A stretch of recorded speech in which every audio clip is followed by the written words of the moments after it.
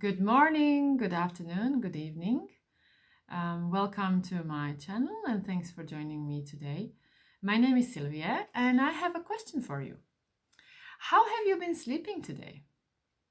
Did you have struggle falling asleep or did you wake up really fresh and ready to start the day? Well, today I'm going to share with you 5 techniques that you can use in order to improve your sleep. And ultimately your life. If you are new to this channel, please subscribe below. I also shared below a link to my blog post where you can find additional resources. And if you stay till the end of the video, I'm going to share with you also 2 bonuses in addition to these 5 techniques. Okay, so let's get started. I will start with something that is quite obvious, but I wanted to make sure that everybody understands the basics. So the first point I would like to focus on is physical environment. So in order to get good night's sleep, I would suggest checking your mattress and the pillow. Everybody is unique, so you may need to check what is actually working for you, but having these two lined up is really important start in order to have a good night's sleep. The second part of the physical environment is the darkness of the room as well as the temperature. So it's recommended to have 18 degrees Celsius in the room, which may seem to be a bit cold, but ultimately you want it to slow down all the processes in the body and really relax the muscles. So 18 degrees Celsius is an optimum temperature for a good night's sleep. In addition to the temperature, darkness of the room is important, and you may try the really black curtains or blinds. And the chemistry behind that is really about hormone melatonin that is released. The darker the room is, the more of the melatonin is released and the better sleep you have.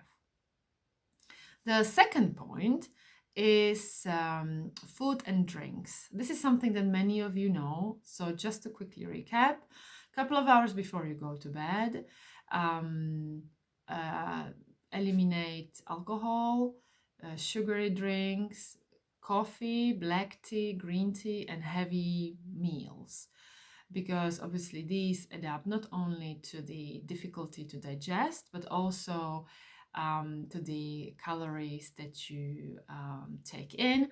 And so if you're also a person who tried to lose a bit of weight, have a bit of spring clean or something like this, it's important that you also look at what do you eat before you go to bed.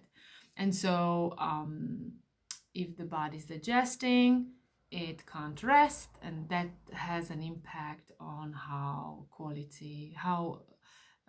is the quality of your sleep. The third thing, and this is my favorite and this is really important, is relaxing your mind, your body, and your soul.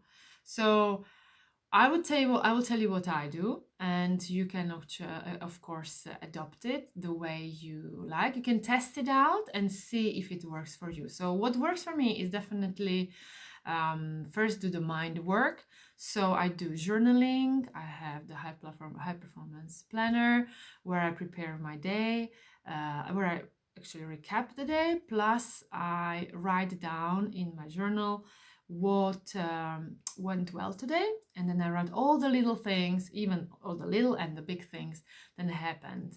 And this allows me, so I scan the day through, and this allows me to actually realize what are the good things that happened, and I refocus again to the appreciative mode, to the gratitude, and really focus on the positive things happening in your life. It could be a little thing, it could be like having a cake, it could be, delivering project, it can be, calling with your mom, it can be a lot of things that is very special and very unique for you. And allows you to really make the most of the day and also prepare you for the good night's sleep because you are focusing on the good things happening in your life. Then what I do in terms of, and also have a look at the next day. So what is expected from me next day, what are my tasks, what I want to do, what I want to create, etc. So really preparing myself for another day. That's the mind work. Then the physical work is really physical exercise. It's really 15-minute stretch and then 10-15-minute meditation, depending how much time I have. And that's really, it's a mixture of simple yoga stretches, but what it does is really focuses you on the breathing, and then it slows naturally your breath so that you're relaxing your body. Plus, obviously, I know, everything I needed to handle tomorrow, it's already on the paper, it's out of my mind, so now I can really focus on my body. That's another plus thing. So really having a couple of, doing the stretches, that definitely helps. And because afterwards your body is relaxed, then you can relax even more your mind. And so what I do guided meditations, 10-15 minutes on the app Insight Timer. And recently, and this is what I would like to talk about in the next point, is the Wim Hof breathing that really helped me to refresh myself and to get ready for sleep. So before I go to the Wim Hof method, I have a number 4. And number 4 is about morning routine. So also think about evening and morning routine as a cycle. So the way that you prepare for the evening, you prepare also yourself for the morning.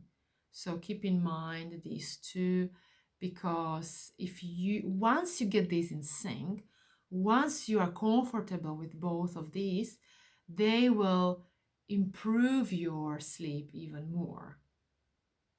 The fifth one is Wim Hof method. That's optional challenge, right? So this is something you don't have to do, but if you really like to challenge yourself, you can do. So you may have heard about Wim Hof. He's a Dutch journalist, and he created a method based on breathing, cold exposure, and commitment.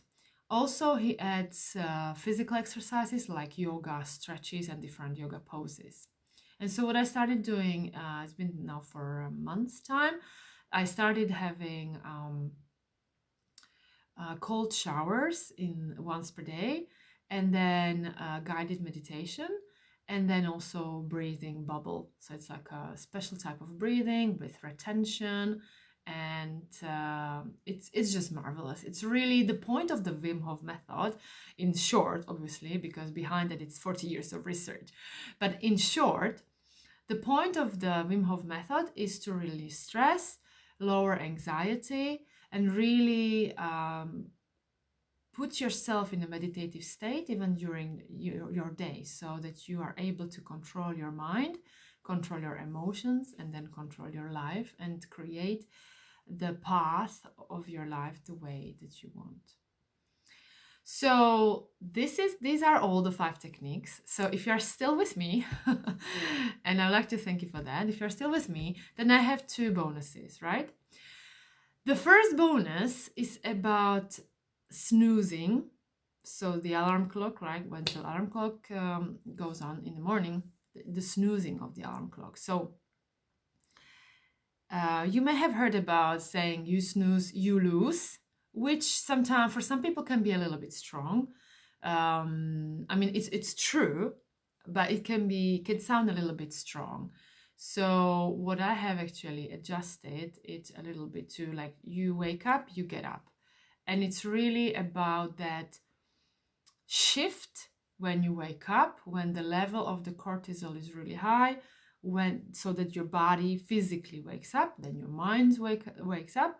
And what you do after a couple of breaths, after less than a minute, you really get up out of the bed. You don't think about your next day. You don't think about what she said yesterday, what he sent me in the email.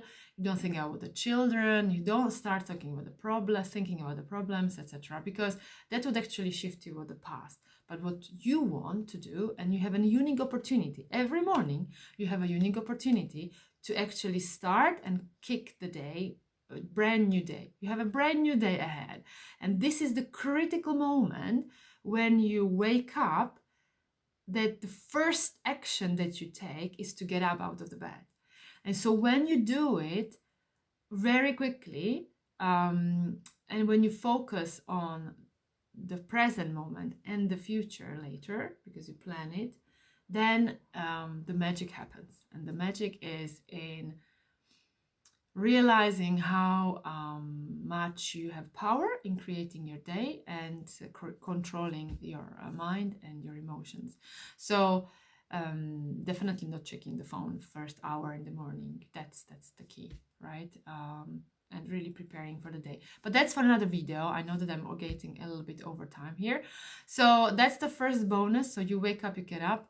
And the second bonus is about falling asleep. So for example, if you have problems falling asleep sometimes, I would like to give you some inspiration from Marisa Peer. She's one of the best therapists in the UK. And when she's talking about sleep, she's talking about not using words like falling asleep, because the word fall is, it's not natural for us to fall. It's risky. So what you do instead, you are going to use the words will come. So, or come. So for example, sleep is coming to me, right? Or I welcome sleep in my life, right? So for example, you can say, if you lie in a bed, sleep is coming to me. Sleep is coming to me. You can repeat yourself. Also, the other thing is to imagine that the sleep is like a rain. So you have the rain falling on you, and that's how you want to approach sleep, because what it does, it actually relaxes you more and you are more likely to fall asleep. So that's it for today. I hope it helps. If you like this video, please like, share, subscribe. You can also check the blog post that is in the description below. And I wish you fantastic sleep. I hope that you will use some of this advice so that your sleep is getting better. And yeah, let me know how you get on, how you feel about the sleep. Take care, and I'll speak to you soon.